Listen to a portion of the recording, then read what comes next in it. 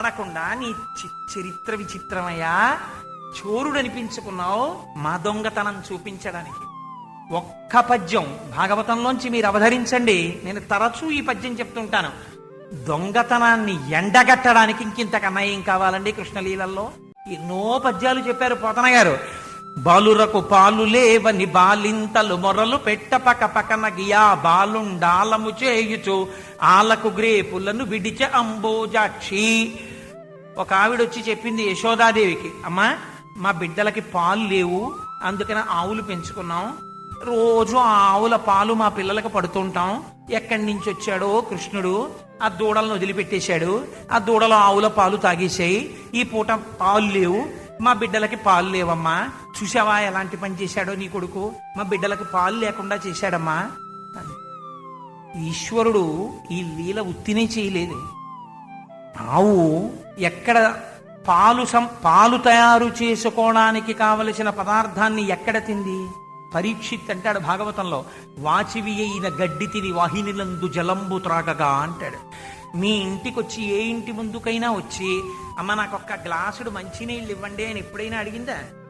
అలా వెళ్ళిపోతున్నటువంటి మురుగుడు కాలవలో మూతి పెట్టి ఆ నీళ్లు తాగింది.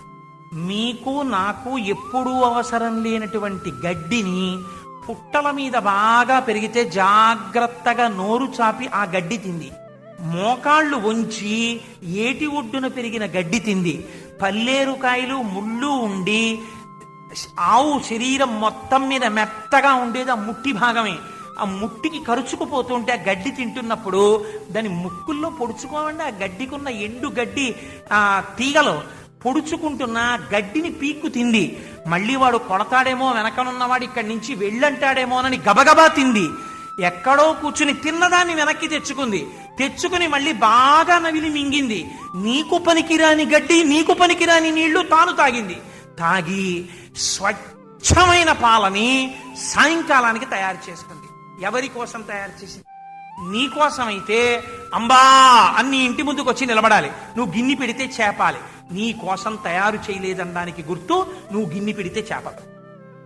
దాని దూడని కట్టుకొయ్యవంక చూసి, అమ్మా ఆ కొండల మీద, పుట్టల మీద, పర్వతాల మీద, ఏటి ఒడ్డున ఉన్న గడ్డంతా తిని నీ కోసం పొదుగు నిండా పాలు చేసుకొచ్చాను, వాళ్ళు ఇలా వదిలిపెట్టగానే నీకు కడుపు నిండా పాలిస్తాను నాన్న అని ఇన్ని వచ్చిన ఆవుకి తన దూడ దగ్గరికి వెళ్ళి నిలబడగలిగినటువంటి స్వేచ్ఛ లేదు. కొడతాడేమో భయం, నిన్ను వదులుతాడమ్మా అని వెళ్ళి కట్టుకొయ్యకి నిలబడి జాలిగా బిడ్డడ వంక చూసుకుంటుంటుంది. ఆవు దూడ మాత్రం ఆవుకి బిడ్డ కాదా? వదిలినట్టు వదులుతాడు.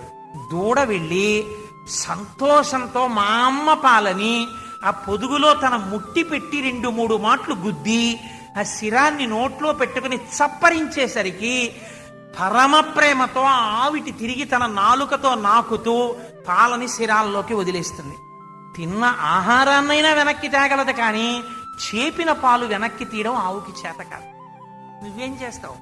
అది 3 గుటకలు వేసేటప్పటికి దూడం లాగేసి కొట్టుకొయ్య కట్టేసి ఆవు దూడ నాకిందని నీళ్లు పెట్టి శిరాలు కడిగేసి పాలన్నీ నువ్వు ఉతికేసుకుంటావు. పైగా ఒక దబాయింపు, అన్నీ పితకలేదండి దూడ కొదిలేదు. నీకు తెలిసా ఉన్నాయో లేవో? నీకు తెలిసా దూడ కడుపు నిండిందో లేదో? వదిలేశానని ఒక మాట. నీ పిల్లలకి కావలసినన్ని పాలు నువ్వు పితికేసుకుని దూడను వదిలేసి వెళ్ళిపోతే ఆ బిడ్డ కడుపు నిండడానికి కావలసినన్ని పాలు ఆవు దగ్గర లేవనుకోండి. ఎప్పుడో మీరు లెక్క పెట్టారు 2 షేర్ల పాలని, ఆ తర్వాత నుంచి దాని శరీరం అంతా ఉత్పత్తి చెయ్యట్లేదు, షేరున్నరే ఇస్తుంది. మీరే పితికేసుకుంటున్నారా? షేరున్నరా? అర్ధ షేరు దూడ తాగుతోంది అంటున్నారు. దానికి ఏం లేవు, దాని డొక్కలు ఎండిపోయి చచ్చిపోయింది. ఆ దూడ చచ్చిపోతే మీరు ఊరుకున్నారా? చచ్చిపోయిన దూడని చూసుకుని ఏడ్చిన ఆవుని మభ్యపెట్టి దాని చర్మం ఒలిచి మాంసం కుక్కలకి కాకులకి వేసి దాని చర్మంలో గడ్డి పెట్టి కుట్టి ఆ పైన పెట్టి అటక మీద వెర్రిదాన్ని చేసి పాలు వదలడానికి మాత్రం ఆ బొమ్మ దూడని తీసుకొచ్చి పొదుగులో ఇలా ఇలా గుద్దిస్తే తన దూడ కాదు అని గుర్తుపట్టలేని గేది తన దూడే అనుకున్న ఆనందంలో పాలు వదిలేస్తే ఆ దూడ బొమ్మని వసారా మీదకి ఇసిరేసి పాలు పితుక్కుని నీ బిడ్డలకి నువ్వు బతుకుతున్నావు. నువ్వా దొంగ? ఆవులకి దూడల్ని వదిలిన కృష్ణుడా దొంగ? నీ బిడ్డలతో సమానం దాని బిడ్డలు కారా? ఇందుకు వదిలేడాయి. ఆ బాలురకు పాలు లేవని బాలింతలు మొరలు పెట్టపక పకన గియా బాలుండాలము చేయుచు ఆలకు గ్రేపులను విడిచె అంబోజాక్షి. ఈశ్వర, నువ్వు మా దొంగతనాన్ని బయట పెట్టావయ్యా. తెలియని వాళ్ళు నువ్వు చోరుడు అంటున్నారు.